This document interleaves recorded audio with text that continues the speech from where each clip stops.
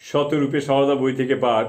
বিষয় নিবেদিতার ধ্রুব মন্দির, শঙ্করী প্রসাদ বসু। পরবর্তী অংশ। যথাগ্নে দাহিকা শক্তি রামকৃষ্ণে সমাজ্ঞয়া সর্ববেদাশরূপাং তাং শারদাং প্রণমাম্যহম। অবশ্যই নিবেদিতা যাচাই করেছিলেন, তাই যখন শ্রীমায়ের সম্বন্ধে তিনি লিখেছেন তখন প্রয়োজনীয় বহির্দৃষ্টি বজায় রেখেছিলেন। কেননা যাদের জন্য লিখেছেন তাদের অধিকাংশই বিদেশি।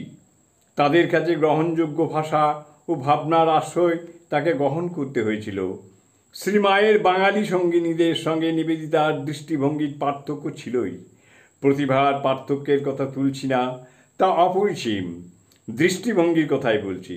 শ্রীমায়ের বাঙালি সঙ্গিনীরাও মাকে অবরোধের অন্তরালে অতি নিকট থেকে বৎসরের পর বৎসর দেখেছেন।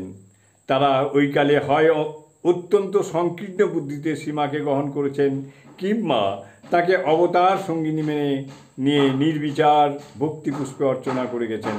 তাদের দর্শনে সেই নির্লিপ্ততা ছিল না, যা উত্তম রচনায় আবশ্যিক গুণ।